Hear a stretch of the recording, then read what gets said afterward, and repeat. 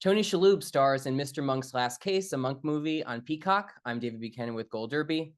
Tony, I think fans have been just so thrilled to see Mr. Monk return. And I wanted to ask you, when you agreed to do the film and discussed with Andy and Randy the idea for the project, what are those emotions for you? I mean, I'm sure there's excitement. Was there any kind of trepidation about stepping into a role that, you ended the series so perfectly with that finale, but what were the emotions on, making the decision to come back?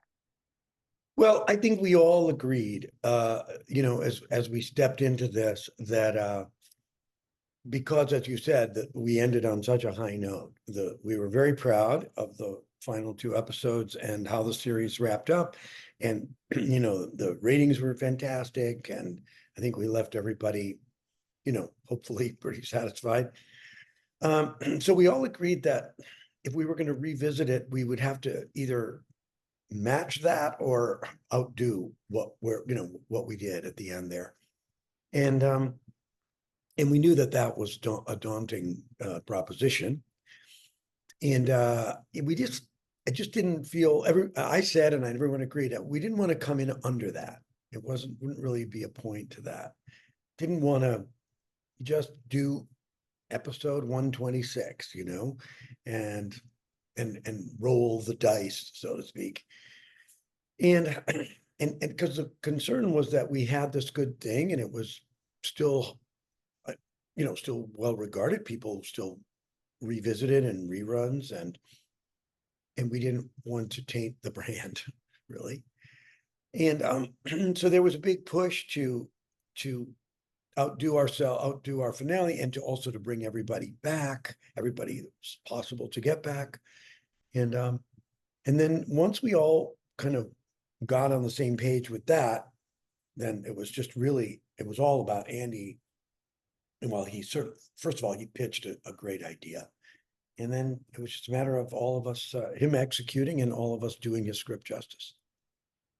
Yeah, you've played many wonderful roles in those 14 or 15 years in between, including Marvelous Mrs. Maisel, of course, including The Band's Visit. I was wondering if any of those roles that you've done in the meantime changed how you approached Monk when you stepped back into his shoes. Did it give you a different perspective on the character? What changed for you as a result of everything you've done?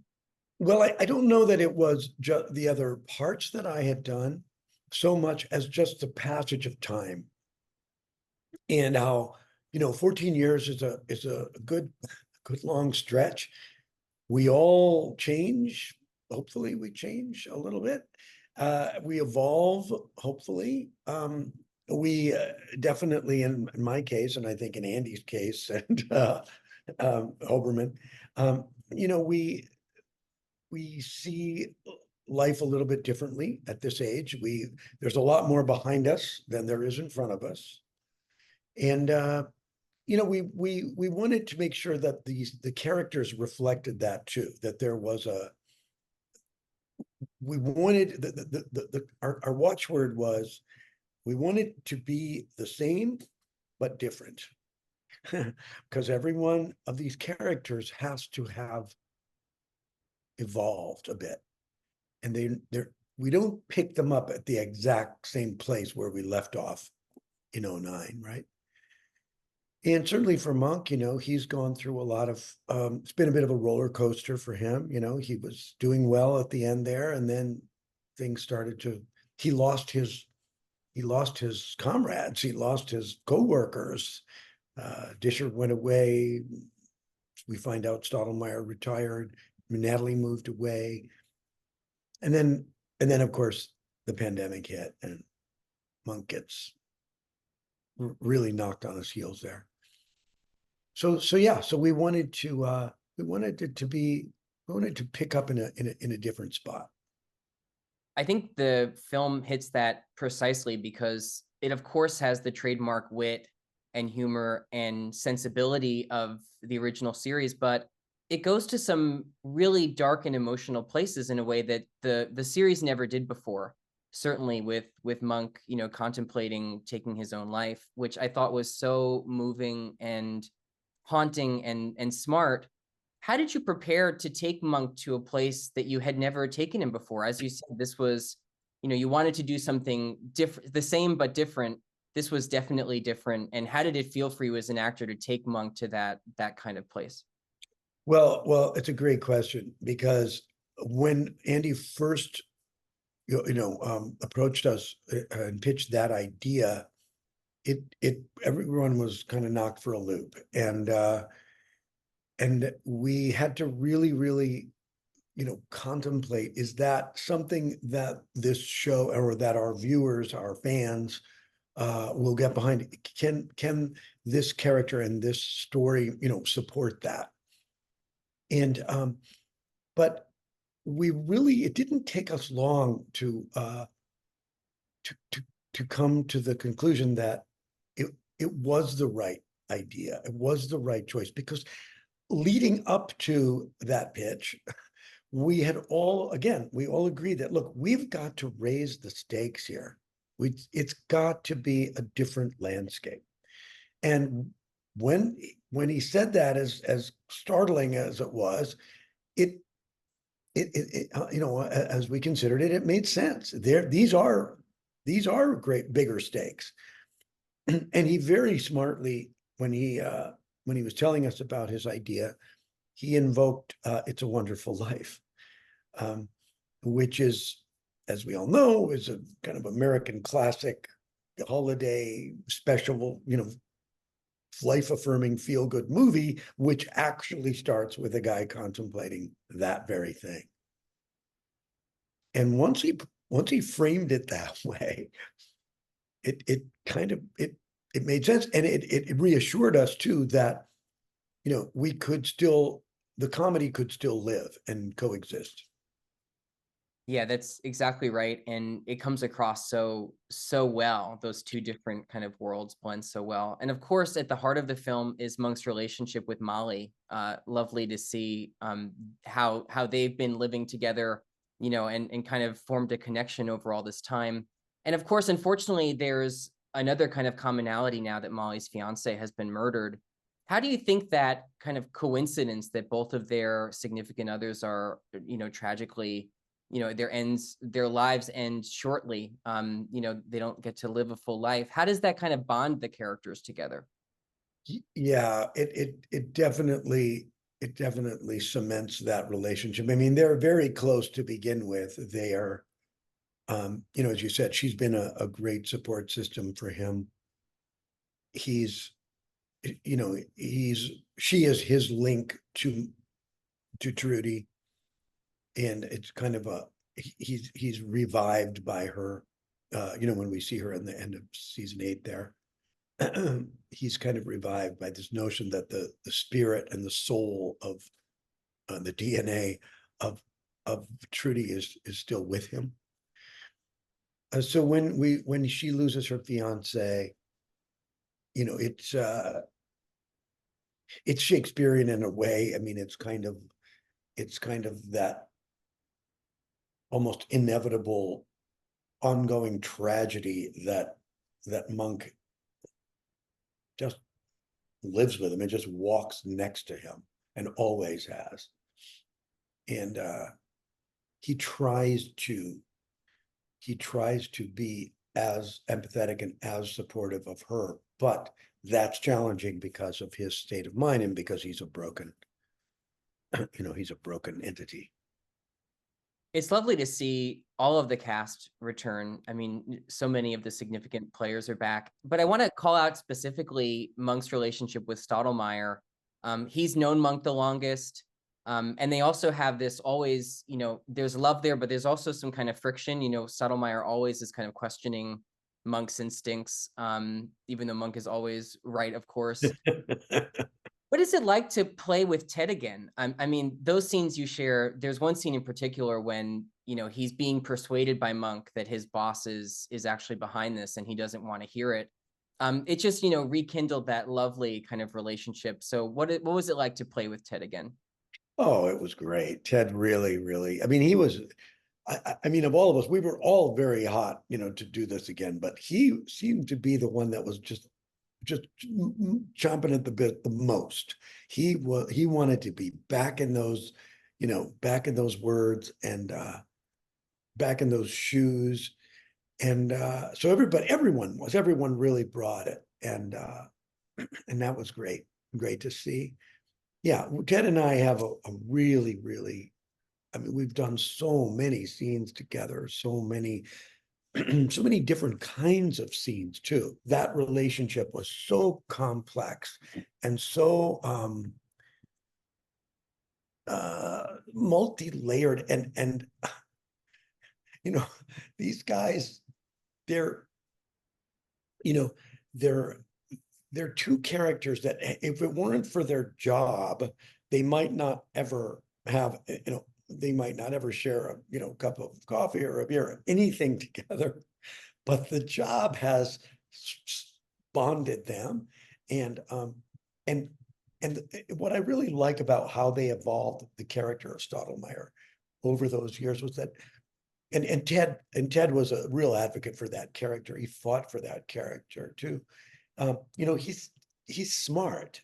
Stottlemyre is smart. He's just he's I mean, Monk is on a different level because Monk sees the world differently. So that his vision is, sort of superhuman. But Stottlemyre is a great cop. He's climbed the ranks there, and he's I really, there is that one line that I really love in the movie where I say, I couldn't have done it alone, honoring Stottlemyre, Disher, and Natalie.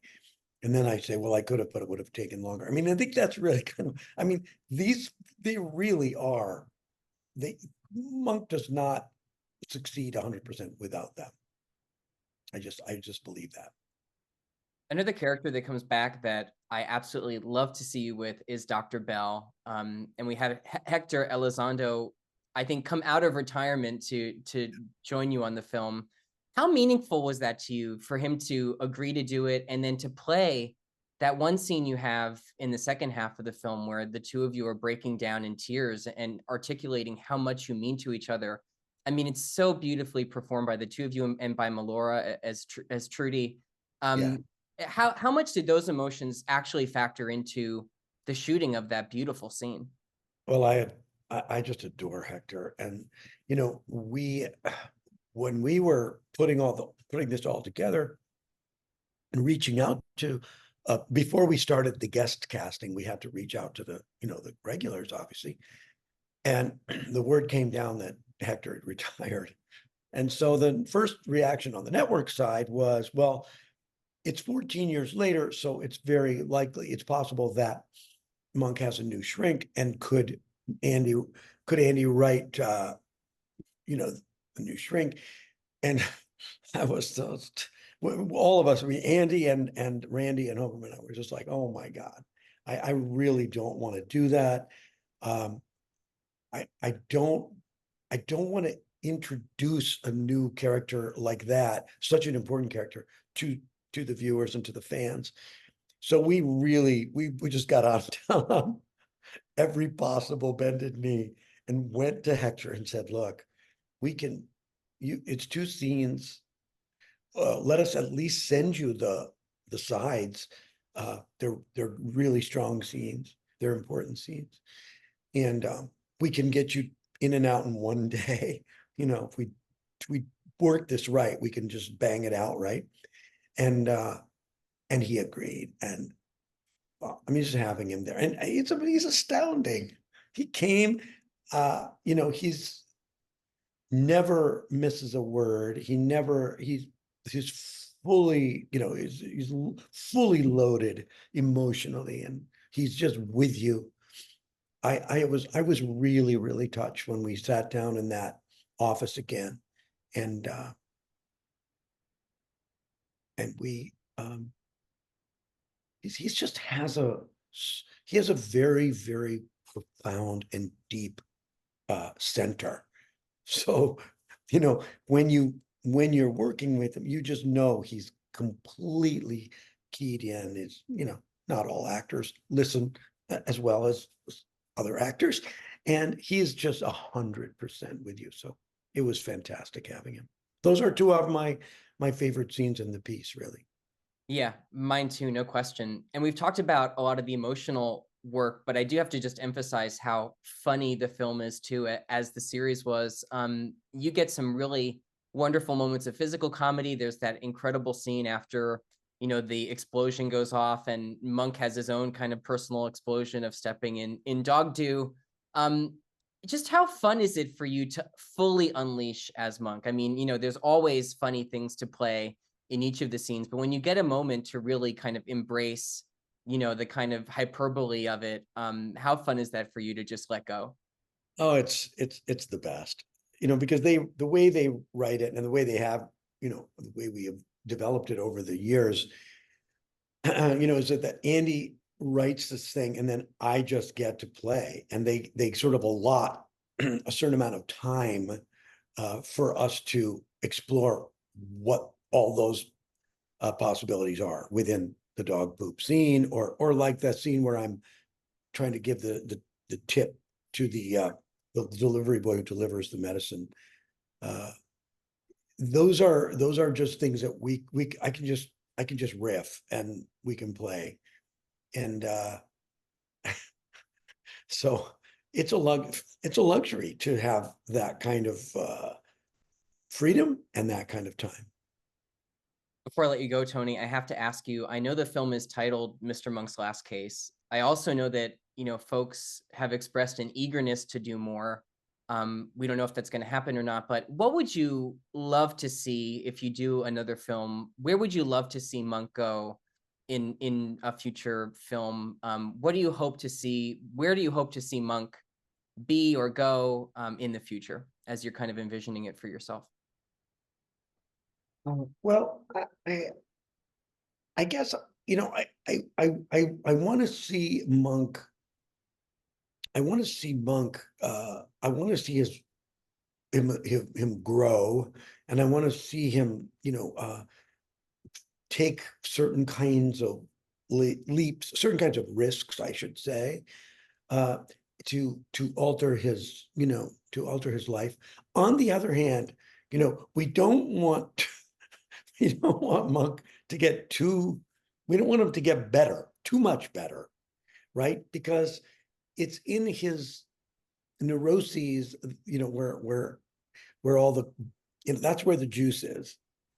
And so what I like to imagine, if we do go forward, I'm not sure there's a guarantee that that's the case, but if we do go forward with another TV film or a film for streaming, that he's he's sort of stays on the roller coaster. He takes 2 steps forward and 5 steps backwards, and